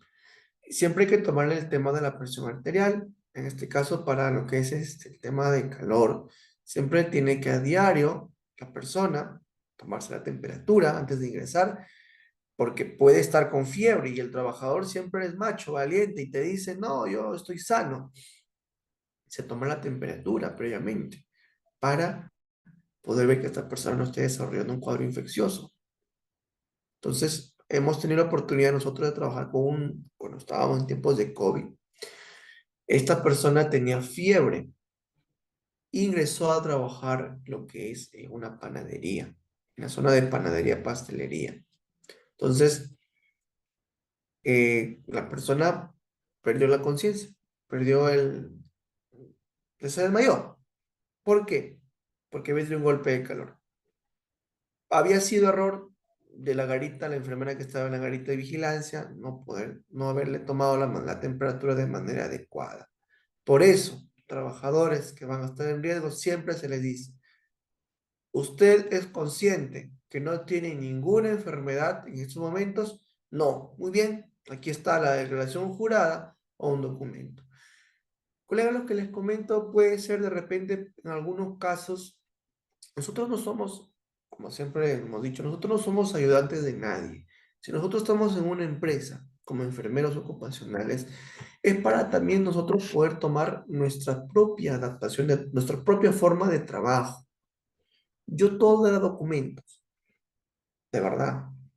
Yo hacía mis declaraciones juradas por así, obviamente comunicando a mi empleador, pero cuando iban a hacer un trabajo en altura, solamente la empresa a veces suele decirte, tomar la presión arterial y que te firme el documento que está sano. Pero a veces el trabajador dice, bueno, no es consciente, ¿no? E incluso son hipertensos y para pasar y poder trabajar, ¿no?, se toman un antihipertensivo. Y obviamente que si le vas a tomar la presión, ese trabajador pues va a tener la presión normal. Entonces, siempre lo digo, usted es consciente en la declaración que no sufre ninguna enfermedad, que no está medicándose. Si el trabajador te dice que no y te firma esa declaración jurada, muchas veces el trabajador antes de firmarlo lo va a pensar dos veces. Y te van a decir, ¿por qué me haces firmar esto? Ah, lo hago firmar para que usted sea consciente del trabajo que va a realizar, porque es un trabajo de riesgo. Puede ser con exposición al calor o al frío, o puede ser un trabajo en altura. Entonces yo quiero que usted sea consciente de que usted no tiene ninguna enfermedad, porque si usted lo tuviera o se está medicando, el problema va a ser para usted. Usted puede morir, puede tener algún problema de salud grave. Incluso nosotros también nos podemos ver en un problema. Entonces yo necesito que usted sea consciente. No lo vamos a despedir, no los vamos a sacar del trabajo, pero sí nosotros vamos a tomar medidas preventivas para que usted no pueda enfermarse o complicarse mientras desarrolla sus actividades. Entonces el trabajador, pues, si es consciente, te va a decir, bueno, sí, tiene razón, o sí, sí, dicen algunos, ¿no? Cuando dice, sí, yo sufro de presión arterial, ¿no? Hace un momento me tomé mi pastilla, ¿no? Y lo hice, pues, no era hasta ahora, pero lo hice porque necesito trabajar, ¿no? Y necesito hacer esto, lo otro, ¿no? Incluso cuando captamos este trabajador con fiebre, dice, sí, lo que pasa es que yo no quería perder mi día de trabajo, ¿no? Entonces, más allá de eso, nosotros, y es muy importante, y esta especialidad, colegas, es muy bonita, porque nosotros tenemos que tener mayor comunicación con la mayoría de trabajadores y decirles, ustedes confíen en mí, porque nosotros como enfermeros, por eso somos enfermeros, brindamos cuidado, y el cuidado que estamos brindando no solamente es en el ámbito hospitalario, muchas veces decimos, ah, no, yo soy enfermero asistencial en un hospital y como enfermero solamente me dedico a cuidar a mis pacientes, ¿no? Pero cuando estoy en administrativo, como es un ocupacional, yo no brindo cuidado, solamente brindo asistencia, temas administrativos y punto. No, es hacer una amistad con el trabajador y decirle, mira, si tú tienes alguna enfermedad, tienes alguna inquietud, con total confianza, nosotros no te vamos a descontar. No está normado, en ninguna parte de la ley nos dice de que todo trabajador que se enferma durante su contrato tiene que ser despedido o descontado. No, eso no está normativo, dentro de una normativa, a excepción de que no haga un auto inseguro, ¿no? Pero ni aún así, ¿no? No está en ninguna parte normativa, en ninguna ley, que si tú te enfermas o por una enfermedad tú faltas, te vamos a descontar. Eso no es parte de la política de trabajo en nuestro país. Por lo tanto, no te preocupes. Si te sientes mal, tú tienes que comunicar. Entonces, eso más o menos las doy sus orientaciones para que ustedes puedan ver ya cuando se encuentren trabajando van a tener más experiencia, ¿no? Entonces, sí, primeros auxilios, ya sabemos, una persona por calor, tenemos que colocar en un lugar fresco y airado, no se le da nada de tomar, ya sabemos eso, refresca la piel y algunos tienen a tener convulsiones. Ya sabemos que no se tienen que controlar, ¿no? Y lo inmediato es trasladar a una persona al hospital y si es que no hay hospital cercano, siempre tiene que haber un botiquín, un tópico en la planta o el lugar donde estamos trabajando, ¿no? El frío se llama malestar general, torpeza manual, los sabañones y congelaciones. ¿Ustedes alguna vez de repente han estado expuestas al frío bastante tiempo? Las manos son las primeras que llegan a sufrir y ya no llegan a tener lo que es una extensión completa de la mano, ¿no? De los dedos. Y realmente, pues, hay complicaciones, ¿no? Del movimiento de las manos, ¿no? Y en algunos casos, pues, los sabañones, ¿no? Que son, vienen a tener como tipos heridas, ¿no? Como tipo quemaduras, ¿no? Y usualmente, pues, se suelen hacerse de color, morado, ¿no? Los de cenótico. Muy bien. Esa es la unidad preventiva, proteger las extremidades, seleccionar la vestimenta adecuada, ingerir líquidos calientes, que son frío, limitar el consumo de café, porque es diurético, y sustituir la ropa humedecida, pantallas cortavientos, control de variables termohigrométricas y disminución del tiempo de exposición y controlar el ritmo de trabajo. Siempre esos trabajadores cuando trabajan en, en frío o en calor, siempre hay que tenerlos, entre, como se dice, entre ceja y ceja, ¿no? Mirar el test térmico, tenemos que ver, por ejemplo, acá vemos esos trabajadores que están expuestos en lo que son en fábricas de hielo. Y el otro tipo de agente, ya hemos visto físico, estamos hablando de los agentes biológicos, ¿no? Un poco más fácil, los agentes biológicos son microorganismos. Dentro de ellos tenemos los virus, las bacterias, los hongos, los parásitos, que son los principales, ¿no? ¿Qué es lo que va a ocasionar este agente biológico? Infecciones mayormente, ¿no? Son microorganismos microscópicos, no se pueden ver a simple vista, ingresan al organismo diferentes vías. Principalmente, el más común es a través de la vía respiratoria y lo que es también a través de la boca, ¿no? Gastrointestinal. Características, contagiosidad y patogenicidad. La contagiosidad es la capacidad que tiene un agente patógeno para propagarse. Por ejemplo, las bacterias y los virus, principalmente los virus, son los que más son fáciles de propagarse. Los virus son los más potentes. Por eso tomamos siempre el ejemplo del COVID-19, cómo se podía contagiar de persona a persona, ¿no? La patogenosidad, recordemos, es la capacidad de un agente para producir una enfermedad. Y la virulencia es el grado de patogenia, el nivel, el grado, hasta qué máximo puede ocasionar la enfermedad de los síntomas. Y el poder de invasión en la actitud de la gente para propagarse después de su penetración en el organismo, ¿no? Principalmente los virus son los que más se propagan, tienen un poder de virulencia más potente. Agentes biológicos tenemos los gusanos o los parásitos, los virus, las bacterias, los hongos, los cultivos celulares. Las personas que trabajan aquí pueden ser en laboratorios clínicos, ¿no? Personas que trabajan en panaderías, personas que trabajan en agroindustrias. Esos están los más expuestos a este tipo de problemas, ¿no? Y obviamente, pues el personal de salud, ¿no? Las enfermeras, médicos, todo el personal sanitario que trabaja en un hospital, son los que están más expuestos a este tipo de agentes biológicos, ¿no? Por ejemplo, estamos en un hospital donde no hay guantes, no hay mascarillas. Ese trabajador está expuesto a este agente biológico. Entonces, es un problema grave, ¿no? Virus, parásitos intracelulares, compuestos de material genético, rodeados de una cubierta proteica protectora. Se conocen siempre los virus como los famosos parásitos intracelulares. El virus no se considera un ser vivo, no es considerable, son fáciles de propagar, y los hongos, por ejemplo, tenemos aquí de carácter vegetal que se desarrollan constituyendo filamentos, ¿no? Por ejemplo, tenemos acá la enfermedad del candidiasis, ¿no? Que afecta a la piel. Esta persona, miren, expuesta a hongos. Las bacterias, obviamente, son ya microorganismos que, bueno, la mayoría mueren pues a los 100 grados, otros no, son más resistentes y pueden ocasionarte problemas. Por ejemplo, el tétano, la tuberculosis, el cólera, la lepra, peste y otro tipo de enfermedades, ¿no? Por ejemplo, vemos acá una imagen, infecciones de la piel por antrax cutáneo. ¿Quiénes están expuestos acá? Son las personas que trabajan en los camales, ¿no? Los protozoos, bueno, sabemos que son ya temas de parásitos, ¿no?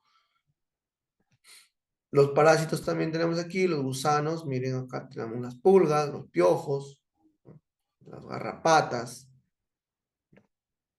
¿Y cómo puede una persona infectarse con esto? Es a través de la vía respiratoria, digestiva, vías sanguíneas y lo que son a través de las piel y mucosas.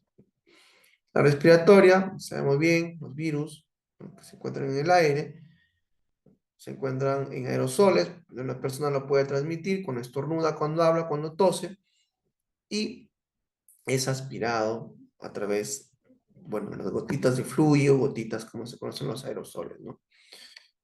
La digestiva, bueno, ya mayormente también es por las manos sucias, contaminadas, las uñas, ¿no? Condiciones inadecuadas para poder beber, comer, o en otros casos, en algún lugar son fumadores, por eso en todo lugar público o cerrado está por ley prohibido fumar, ¿no? Y parenterales sabemos que es a través de la piel. Puede ser por pinchazos, mordeduras, cortes, erosiones o salpicaduras. A través de ella tenemos la dérmica. Si hablamos, por ejemplo, que te cae ácido muriático en las manos, estás expuesto a sufrir una quemadura, ¿no? Y también tenemos los irritantes o las esporas fúngicas, producen alérgicas y reacciones de hipersensibilidad. Mecanismo de transmisión, tenemos la transmisión directa, que puede ser, en este caso, por una mordedura, un arañazo, un contacto físico, un corte, ¿no? Si vemos de una mordedura, estamos hablando de una mordedura de una serpiente. Un ejemplo, por ejemplo. Indirecta puede ser a través del agua, a través del aire, el suelo, los animales y las materias primas, ¿no? Un ejemplo acá, tenemos los casos de la zoonosis. Si hablamos del perrito, del gato, te transmiten, son los reservorios de la rabia humana, ¿no? Por ejemplo, pueden afectar al ser humano. Muy bien, entonces el agua igual, no hay agua potable en la zona donde viven, el agua está contaminada, el aire, el suelo, por eso les mostraba una imagen al inicio, agua contaminada, expuesta en los suelos, que generan contaminación incluso de ríos y lagos, ¿no? ¿Quiénes son los trabajadores expuestos? Los de laboratorio, ¿no? Tenemos acá, porque ellos trabajan con cultivos, con gérmenes clínicos. Incluso si vamos ya más laboratorios especializados, animales experimentales y material biológico, ¿no? El personal sanitario, por eso siempre nos mandan a nosotros como personal de salud, vacúnate contra la hepatitis B, ¿no? Y otro tipo de enfermedades, porque nosotros como personal sanitario estamos expuestos a tener esas enfermedades ocupacionales, ¿no? Estamos expuestos a esos agentes biológicos. Bien, entonces acabamos de ver una lista de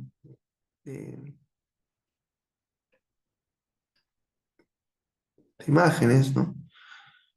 ¿Cuáles son los controles administrativos? Controlar la exposición del tiempo de exposición del trabajador, establecimiento de procedimientos de trabajo adecuados para evitar y minimizar el contacto de agentes biológicos. Por ejemplo, miren, vamos a ver acá. Esta persona hace un laboratorio. Miren, aquí tenemos una persona con un ratoncito, ¿no? Blanco, laboratorio o ratita de laboratorio, está totalmente protegida. A diferencia de esta persona, miren, no está con guantes. Vemos aquí el personal sanitario. Acá vemos, miren, esta doctora no está con mascarilla, no está con guantes, ¿no? Pero acá vemos que están haciendo limpieza. Acá vemos una microbióloga, ¿no? Que está manipulando algún objeto, pero no está con guantes, no está con mascarilla, no está con lentes y el cabello está suelto, ¿no? Igual que esta doctora aquí. Igual acá los que trabajan en la veterinaria, ¿no? Igual todos no tienen protección, imagínense, ¿no? Pero aquí sí vemos algo diferente, ¿no? La odontóloga está, la doctora está con sus estudiantes, ¿no? Están protegidos con EPP. Igual acá los que trabajan en hornos, ¿no? Que trabajan en laboratorio, de la misma forma, ¿no? Tienden a tener protección personal.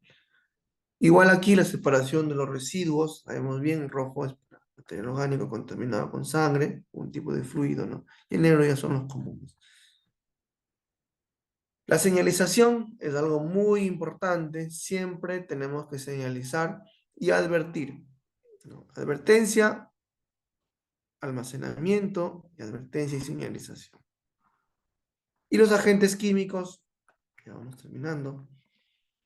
Contaminante químico, materiales utilizados o generados en el ambiente laboral que al estar en contacto o ingresar al organismo pueden causar daño agudo o crónico a la salud de los trabajadores. Acá tenemos los famosos, siempre digo famosos, ¿no? Los más conocidos, ¿no? Los irritantes, los corrosivos y los asfixiantes o tóxicos. ¿Cuáles son? Vamos a ver. Tipos de contaminantes químicos, polvos. El lino, la madera, los metales, los granos, los óxidos, los metálicos. Los humos, el carbón, el asfalto, el petróleo. Humos metálicos, el cromo, el hierro, el níquel, el titanio, plata y plomo. Las nieblas, ácido clorhídrico, hidróxido de sodio, ácido sulfúrico. Los gases, famosos monóxido de carbono, el dióxido de carbono. Nosotros, al momento que exhalamos, exhalamos dióxido de carbono. El humo también de los vehículos está dentro de esto. Y los vapores, los hidrocarburos aromáticos, cetonas, esteres, y los derivados de clorados, ¿no? Acá tenemos a los agentes, por ejemplo, de las fábricas de azúcar, fábricas de algún tenemos las fábricas para los que están en Chimbote, la harina de pescado, que siempre tienen a veces a emitir vapores, especialmente de derivados clorados, para hacer todo ese procedimiento de la elaboración de las harinas de pescado. Los aerosoles pueden ser sólidos, aerosoles y líquidos. Los sólidos tenemos los polvos y los humos metálicos, y los líquidos, las nieblas. ¿Cómo se identifica un contaminante? Contenido informativo de la etiqueta, contenido informativo de las fichas de datos de seguridad y métodos analíticos cualitativos. Cuando ustedes tienen un químico en la mano, siempre tenemos que leer la etiqueta, porque la etiqueta siempre te va a indicar cuáles son los peligros, los riesgos e incluso la forma de utilizarlo. Y a la vez sabemos que todo tiene que tener un control, un registro de control de que ese químico que estás utilizando no te va a ocasionar daños a la piel o daños al organismo. Si vamos a obtener una cera líquida, es un químico, vamos a echar al piso. Tenemos que la etiqueta, cuál es el componente, qué es lo que contiene, cómo se utiliza, las recomendaciones que te da y sobre todo ver si es que no tiene ciertos químicos que van a perjudicar el ambiente o al momento de inhalar ese olor. Por eso ustedes han preguntado por qué los venenos para moscas o para cucarachas te dicen libre de tal componente o protegen la capa de ozono. Es más, los desodorantes aerosoles también vienen ahora, dicen protegen la capa de ozono. Algunos dicen evita intoxicaciones o bajo producir intoxicaciones. Entonces tenemos que saber utilizar los adecuados aerosoles. Estaba viendo hace unos días, ustedes han visto las personas que cuelgan en los espejos de sus carros unas fresitas, unos dibujitos así que son ambientadores, no sé si lo han visto, son como papeles colgados allí. Estaba viendo un video, ¿no?, de ese tema, porque me llamó la atención hace un tiempo atrás. Decía de que ese tipo de ambientadores que colocas en tu carro, que está colgadito como una fresita, como un chocolate ahí colgado en el espejo del carro, son aerosoles o contienen componentes químicos que generan enfermedades a largo plazo, problemas respiratorios. En otras palabras, son tóxicos. Por más tengo un olor agradable, pero son tóxicos. ¿Cuál es la recomendación? Que lo reemplacen por los ambientadores libres de químicos que contaminen el ambiente o que deterioren la capa de ozono. Un comentario que exposición a un agente químico, presencia de un agente químico en el lugar de trabajo que implica el contacto de este con el trabajador. Eh, Cuando vamos a ver el tema, nosotros también hacemos supervisiones de los baños, ¿no?, los servicios higiénicos. Porque los servicios higiénicos, siempre el personal de servicios generales suele utilizar químicos que a veces, ¿no?, son contratas que no tienen cuidado. Y sobre todo, a veces siempre les apuesto que si ustedes han trabajado en enfermeras ocupacionales, nunca han tenido la oportunidad de poder ver cuáles son los componentes o cuáles son la calidad de los químicos que se utilizan para la limpieza de pisos, paredes y servicios higiénicos. Es más, algunos ponen ambientadores que generan, como algunos dicen, me duele la cabeza oler eso, ¿no? Son ambientadores muy fuertes y uno va a ver el origen y realmente no tienen un registro de calidad y son genéricos o a graneles, como lo conocen, simplemente pues te va a ocasionar un problema a largo plazo, ¿no? Son tóxicos. De los agentes químicos en el organismo humano y efectos en salud. Ya sabemos cuáles son las vías de entrada: respiratorias, dérmicas, digestivas y parenterales. ¿Cómo? Nuevamente, ¿cómo o cuál es la vía que más expuesta está? En la vía respiratoria. ¿Sí? La que está más o menos por ahí, la vía dérmica, y la menos es la digestiva. Porque tenemos cuidado para comer, pero no tenemos cuidado para proteger nuestra vía respiratoria. Nuevamente repetimos acá. Ningún producto químico del lugar de trabajo puede provocar un efecto tóxico si no ingresa al organismo. Vías de ingreso tenemos la respiratoria, la dérmica, la digestiva y la parenteral. Acá vemos una persona que sufrió una cortadura y esta persona, obviamente, pues por acá va a generar ya lo que es probablemente pues un contacto con un agente químico que pueda, pero son pocos probables, ¿no? Lo que se ocasiona acá, ¿no? Son pocos probables, como dicen, la vía menos frecuente, ¿no? Pero que sí está presente por ahí. Y el uso del equipo de protección personal. Se debe emplear el EPP cuando no es posible o cuando no han sido eficaces las medidas sobre la fuente o sobre el medio ambiente laboral. Nosotros tenemos escalas. Primero es evitar disminuir riesgos a través de las órdenes administrativas. Si vemos que las órdenes administrativas, por falta de presupuesto o conocimiento, no llegan a ser efectivas, nos vamos ya a utilizar lo que es los EPPs. Siempre vamos así en este rango. Por ejemplo, una persona que trabaja en pintura de carros, una persona que trabaja en pintura de carro, ¿no? Pintura de carro, ¿no? Nosotros, ¿cuál sería la primera medida administrativa? Al dueño, ¿no? Al presidente del comité. Decirle que tienen que haber máquinas que ese componente químico puedan absorber el aire contaminado y puedan sacarlo a un ambiente, obviamente que no va directamente a la calle, ¿no? Que puedan filtrar eso de allí y puedan limpiar el ambiente, ¿no? El aire contaminado. Pero esas máquinas es obvio que cuesta demasiado caro. Entonces, al no haber de repente un presupuesto o no hay una rapidez en la implementación de ese tipo de máquinas y dispositivos, si lo que se hace es tener que usar el EPP, que obviamente no te libera del 100%, pero sí te ayuda a disminuir el riesgo. Por ejemplo, vemos aquí esta imagen, este pintor está con su lente, está con su overol, pero aquí le faltan los guantes, ¿no? Faltan los guantes. Entonces, me parece que no está puesto los guantes. Entonces, pero tiene la mascarilla.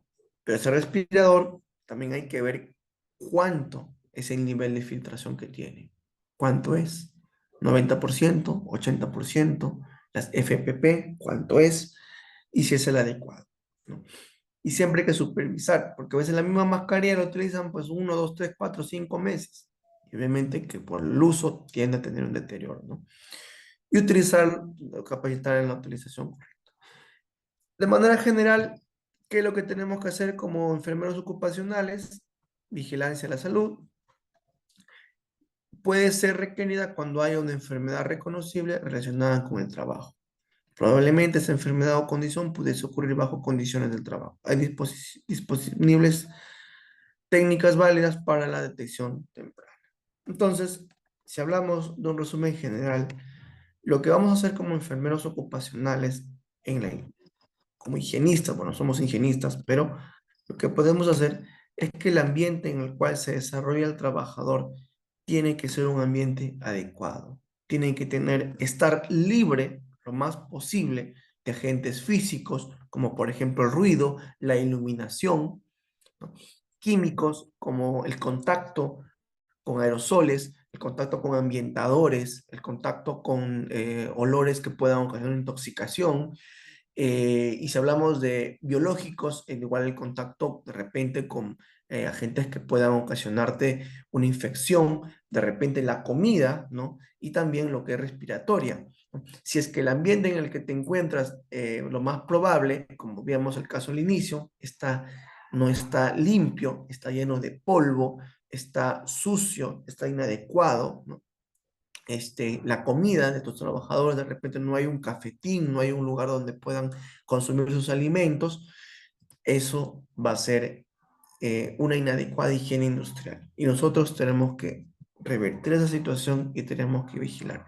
Esto puede parecer un poco complejo, confuso, pero cuando ustedes ya vayan a trabajar o trabajen en estos momentos, van a darse cuenta y tenemos que pensar que la higiene industrial nos tiene que centrar en la salud del trabajador, no solamente del trabajador, sino también de nosotros. Y tenemos que decirles a los trabajadores que tienen que usar sus EPPs si es que la situación lo amerita. ¿Sí?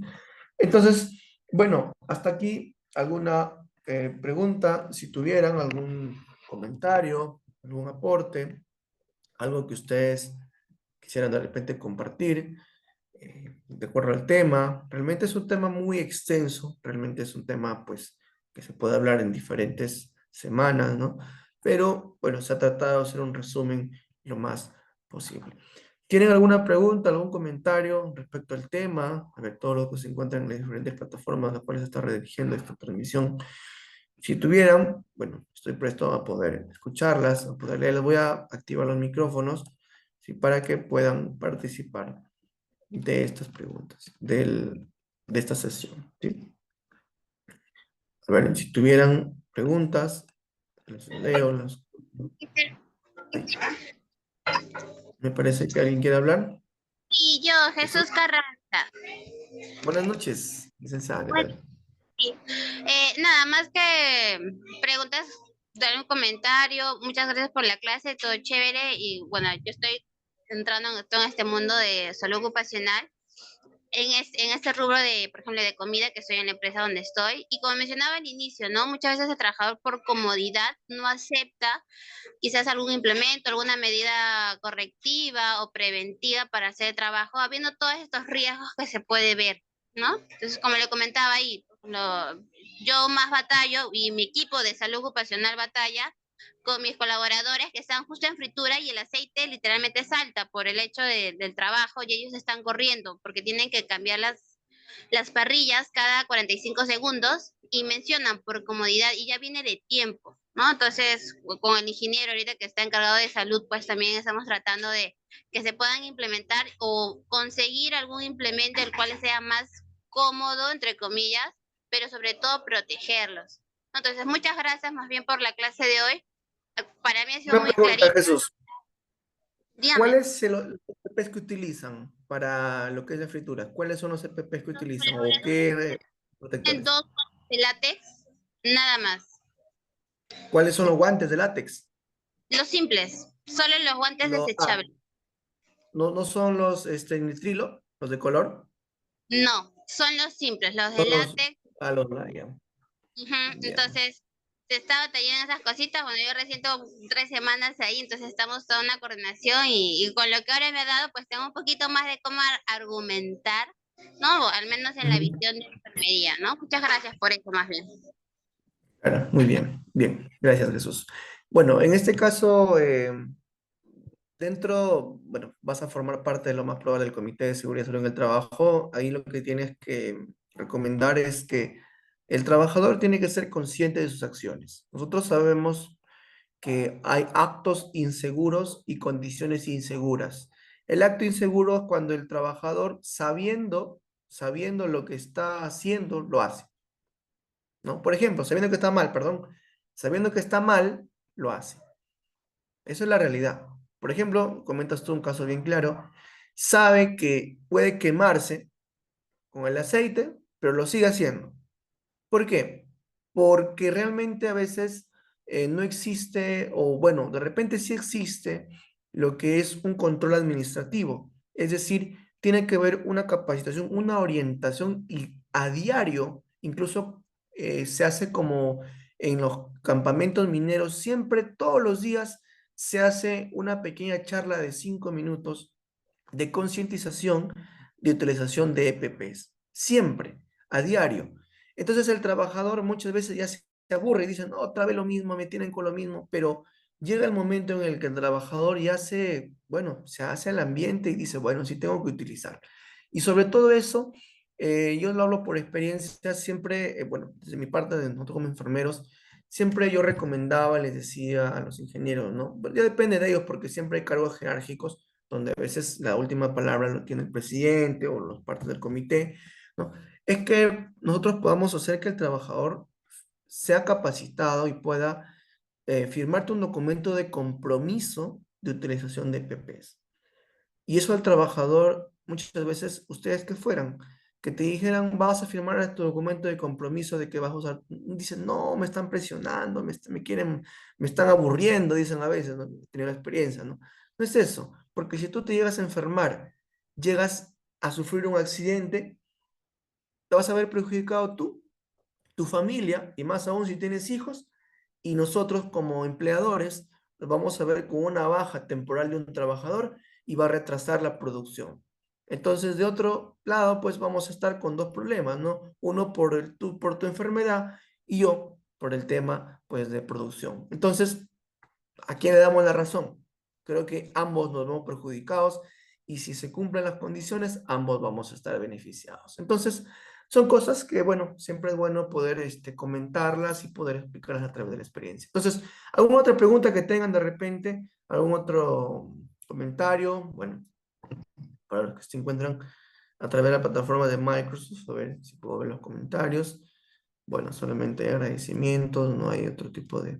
Bueno, ¿alguien de acá trabaja en otro rubro aparte de Jesús? De repente que trabaja en el tema de cocina, ¿alguien trabaja en otro rubro, quizás en construcción, o ha trabajado, o va a trabajar, o recién ha empezado a trabajar? Quizás sería bueno poder leerlas, escucharlas, ¿no?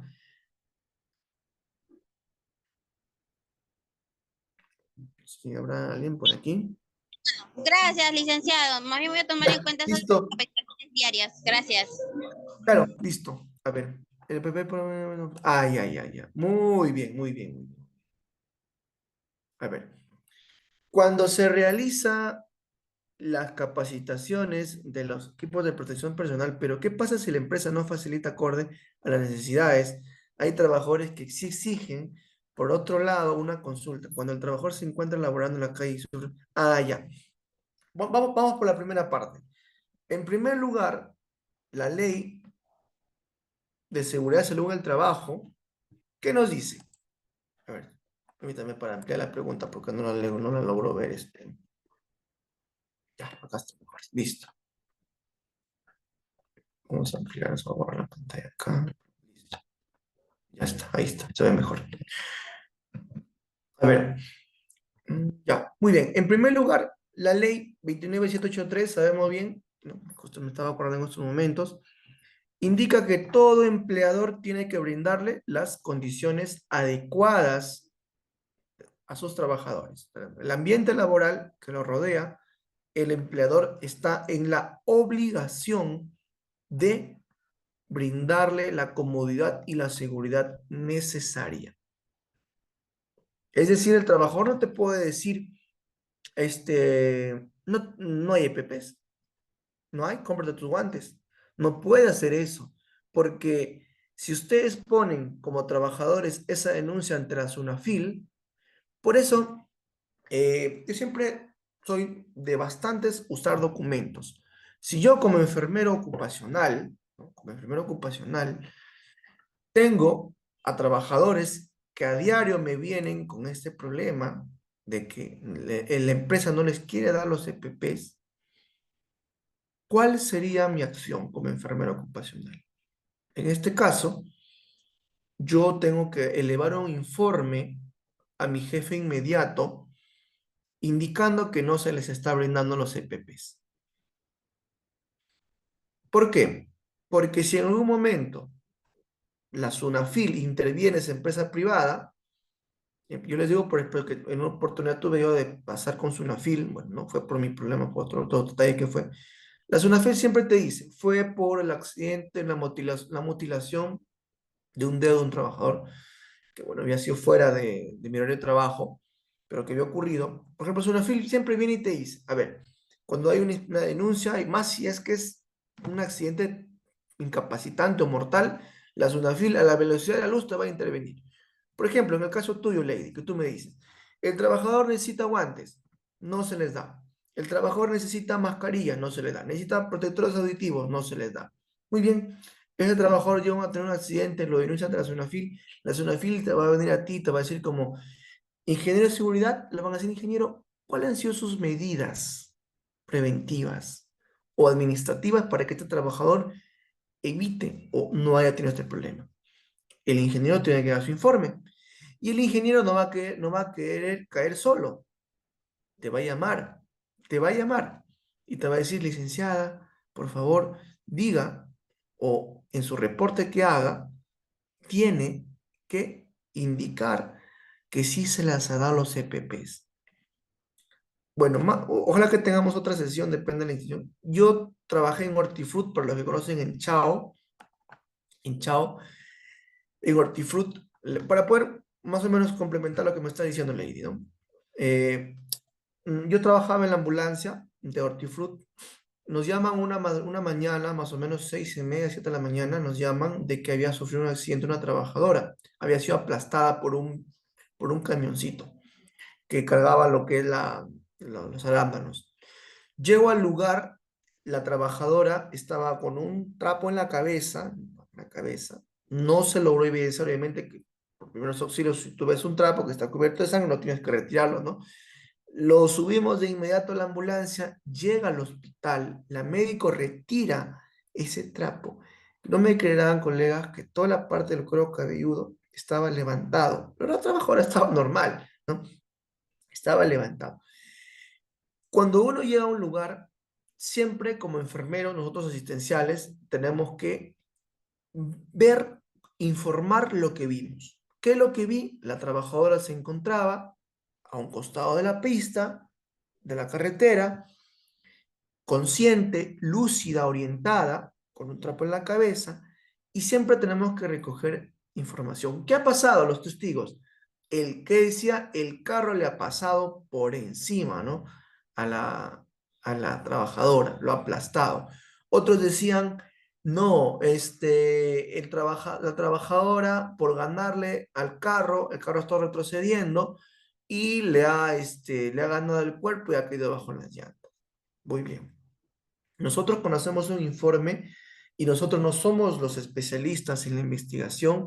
Siempre en una investigación, pues van a recoger datos. Entonces nosotros, como enfermeros, en este caso yo, en este caso lo que puse fue que según testigos indicaban que esa trabajadora había caído por tales motivos.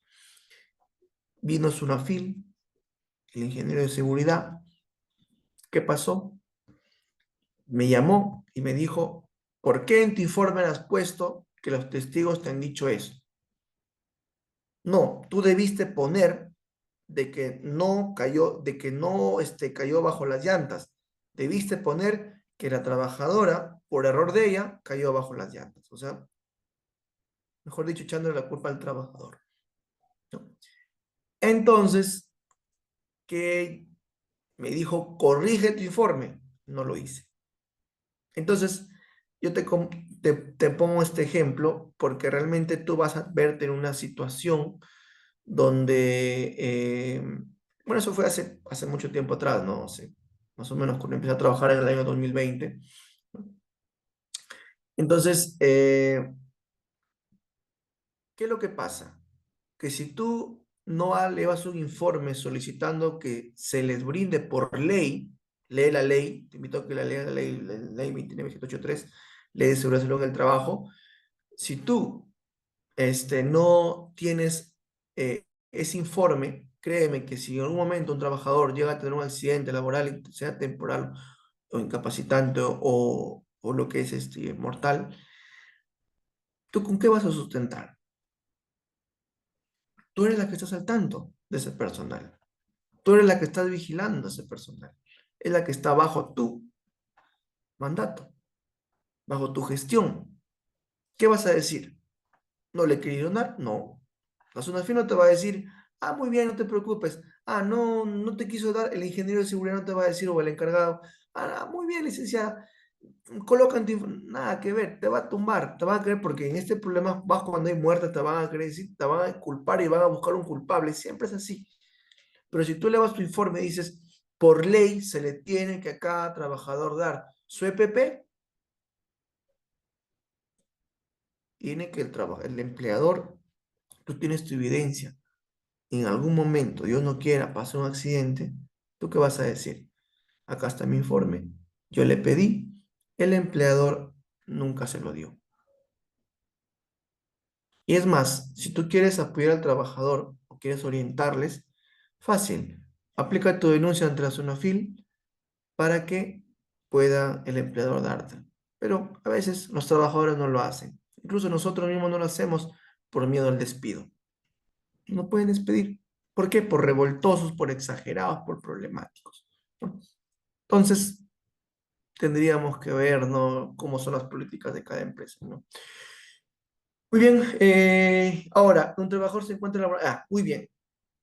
Si el trabajador, para hablar de un accidente laboral, si el trabajador ha recibido órdenes del empleador de poder ir a traer cualquier insumo de la calle o hacer un trabajo fuera del lugar de trabajo, es un accidente laboral. Un accidente de tránsito, eh, si es que no está dentro del horario laboral, no se considera muchas veces un accidente de trabajo. No se considera. Un ejemplo, imaginemos que yo soy tu jefe, Lady, y te digo, Lady, ¿sabes qué? Un favor, tú trabajas de 8 a 5 de la tarde, por ejemplo. Yo te digo, ¿sabes qué, Lady? Un favor. Necesito que me vayas a ver a tal cliente y que le lleves este informe. Muy bien, tu lady muy obediente, agarras el informe, yo te doy tu papeleta de salida, ¿no? Y es otro importante, colegas, disculpen que me extienda un poco en esto. Si tú vas a salir de tu centro de trabajo, siempre tiene que haber una evidencia que tu empleador o tu jefe inmediato te está mandando. Siempre, colegas, siempre. Para los que han trabajado, trabajamos en el Estado, siempre cuando salimos de nuestro centro de trabajos, tiene que haber una papeleta de salida. Y ustedes dirán, ¿para qué? Es porque tú estás explicando tus motivos, tus razones por los cuales tú estás saliendo de tu centro de trabajo. Entonces, si tú no tienes ninguna papeleta, el trabajador, el empleador puede lavarse las manos y decir, va, yo no le he dado permiso que salga. No, nunca le he dicho nada. ¿Y dónde está? ¿Dónde está accidentado? Afuera. Qué raro, ¿no? Pero si hay una papeleta firmada por tu jefe, ¿qué van a decir? Ah, no, sí. Entonces, este trabajador está protegido por eso. Entonces, si tú, Lady, te vas y en el trayecto te accidentas, ¿no? Estás en tu moto, estás en un vehículo, te accidentas, es un accidente laboral. Porque yo como jefe te estoy dando te di la orden, mete un documento que vayas a dejar tal documento o tal informe a cierto lugar. El trabajo era remodelación de la ciclovía y zona estaba cercada y el carro invadió la zona e impactó contra el trabajador. O sea, estaban haciendo ya un vehículo externo o un vehículo de la misma empresa.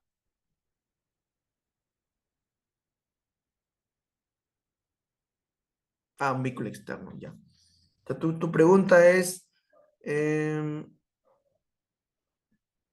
¿cuál sería la pregunta? ¿Y si es, o sea, si es un accidente laboral o cuál es la pregunta? Y a ver si te entiendo un poco mejor.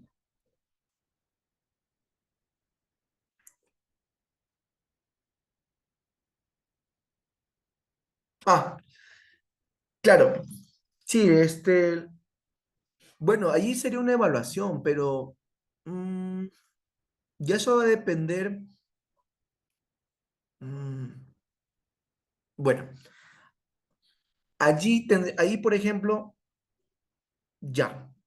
Allí, por ejemplo, mira, va a influir bastante el informe policial, porque el informe policial, cuando van a hacer este tipo de peritos, de investigaciones, siempre la policía va a decir si es una zona de tránsito urbano reconocido por el MTC o reconocido en un mapa, ¿no?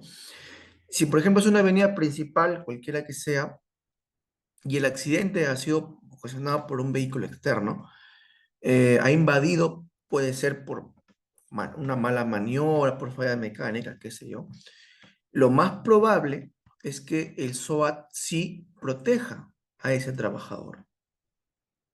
Es lo más probable, porque va a haber un informe, una denuncia policial, y la policía va a tener que investigar. Va a decir, ¿dónde se encuentra el trabajador? En la calle. ¿Y qué pasa con el carro? Lo ha atropellado. Ha perdido el control, hasta un estado etílico, no sé, no hay problema. Entonces el trabajador el policía va a tener que aplicar y obviamente que el SOAT en esos casos sí tiene que activarse el SOAT. Y muy aparte, también el tema, ¿por qué no se activó? ¿Hubo denuncia policial? Ya, ¿qué dijo la policía? Es medio complejo, ¿no? Esta situación, ¿no? Por eso, como te vuelvo a decir, acaba de depender mucha. Ajá, claro, es que lo más probable, ¿no? Pero en realidad, como te vuelvo a decir, eh, es un trámite donde tiene que influir bastante el informe policial. Si es que es externo, si es dentro de la misma empresa o un mismo cargo de la empresa, que hubiera atropellado, fuera diferente la historia. Pero en este caso, como tú mismo estás diciendo, claro, emergencia obviamente tiene que tener su seguro, ¿no? Toda persona, según ley de salud, dice que tiene que ser atendida de emergencia, ¿no? Cuando requiera una intervención quirúrgica, ¿no? Entonces, por ley, obviamente, pues tenía que activarse su seguro, ¿no?, de salud o incluso, bueno, el SSTR, también quedaría bajo un criterio ya, ¿no? Digamos, porque es un seguro complementario, ¿no? Contra trabajo de riesgo.